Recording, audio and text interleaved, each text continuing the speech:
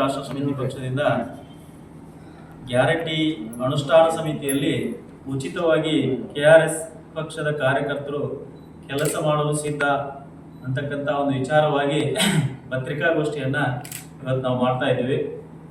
ರಾಜ್ಯದ ಕಾಂಗ್ರೆಸ್ ಸರ್ಕಾರ ಜಾರಿಗೆ ತಂದಿರುವ ಗ್ಯಾರಂಟಿಗಳನ್ನು ಸಮರ್ಪಕವಾಗಿ ಜಾರಿಗೆ ಮಾಡುವ ಕಾರಣ ನೀಡಿ ಗ್ಯಾರಂಟಿ ಅನುಷ್ಠಾನ ಸಮಿತಿಗಳನ್ನು ಸರ್ಕಾರ ಇವತ್ತು ರಚನೆ ಮಾಡಿರ್ತದೆ.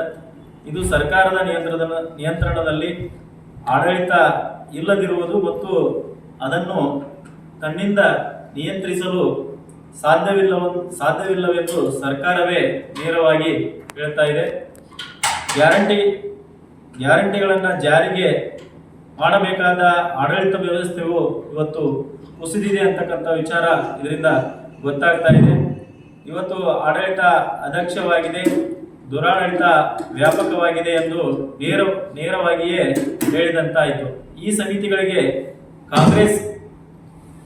ಕಾಂಗ್ರೆಸ್ ಕಾರ್ಯಕರ್ತರನ್ನ ನೇಮಕ ಮಾಡಲಾಗಿದ್ದು, ಸಮಿತಿಗಳ ಅಧ್ಯಕ್ಷ ಮತ್ತು ಉಪಾಧ್ಯಕ್ಷರುಗಳಿಗೆ ಮಾಸಿಕ ವೇತನ ಮತ್ತು ಸದಸ್ಯರಿಗೆ ಸಭಾಭತ್ಯೆ ನೀಡಲಾಗುತ್ತಿದ್ದು, ಇದರಿಂದ ಪ್ರತಿ ತಿಂಗಳು ಅಂದಾಜು 2 ಕೋಟಿ ಸರ್ಕಾರಕ್ಕೆ ಹೊರೆಯಾಗ್ತಾ ಇದೆ.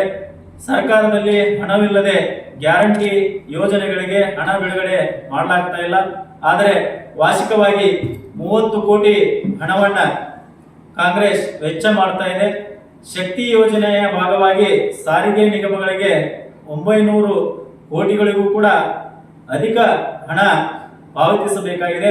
ಇನ್ನು 2 ತಿಂಗಳ ಗೃಹಲಕ್ಷ್ಮಿ ಹಣ ಕೂಡ ಗೃಹಲಕ್ಷ್ಮಿಯರಿಗೆ ತಲುಪ್ತಾ ಇಲ್ಲ.